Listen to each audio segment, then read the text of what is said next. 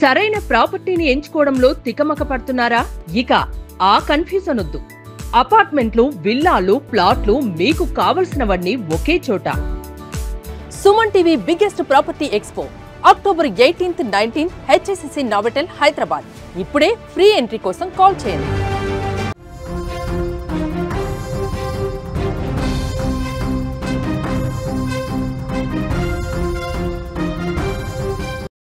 గుంటూరు రైల్లో మహిళపై దారుణం చోటు చేసుకుంది. గుర్తు తెలియని వ్యక్తి రైల్లో మహిళపై అత్యాచారం చేసినట్లు కూడా తెలుస్తుంది. బ్రేకింగ్ న్యూస్ చూసే ముందు ఒక బిగ్ అప్డేట్ అయితే చూద్దాం. హైదరాబాద్ మొత్తంలో ఉన్న బెస్ట్ ప్రాపర్టీస్ అన్నింటినీ ఒకే వేదికపైకి తీసుకొస్తోంది సుమన్ టీవీ. అక్టోబర్ 18, 19వ తేదీన HSCC నోవోటెల్లో జరిగే సుమన్ టీవీ ప్రాపర్టీ ఎక్స్పోలో best flats, villas, open plots, Deepavali offers and discounts తో అందుబాటులో ఉంటాయి.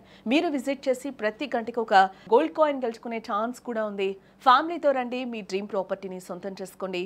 ఇప్పుడు ఒక బ్రేకింగ్ న్యూస్ చూస్తున్నాం. ఇటీవల కాలంలో దేశంలో, మన రాష్ట్రాల్లో మహిళలపై అత్యాచారాలు, దాడులు విపరీతంగా పెరిగిపోతూ ఉన్నాయి. ఒంటరిగా ఉన్న మహిళలను లక్ష్యంగా చేసుకుని మృగాళ్ళు రెచ్చిపోతూ ఉన్నారు.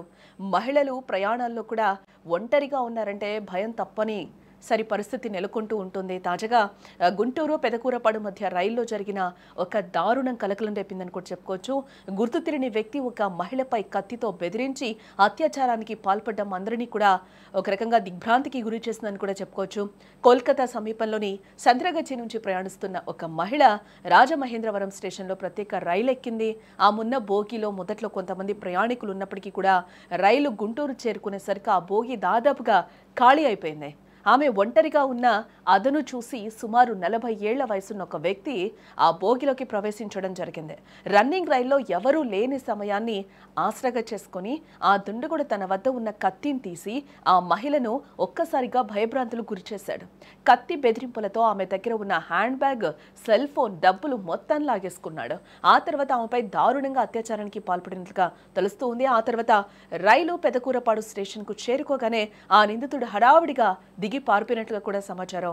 ఈ దారుణ సంఘటనతో తీవ్రంగా గాయపడిన బాధిత మహిళ చర్లపల్లికి రాగానే సికింద్రాబాద్ GRP పోలీసులనైతే ఆశ్రయించి జరిగిన ఘోరాన్ని మొత్తం కూడా చెప్పడం జరిగింది. బాధితురాలి ఫిర్యాదు మేరకు రైల్వే పోలీసులు కేసు నమోదు చేసుకున్నారు.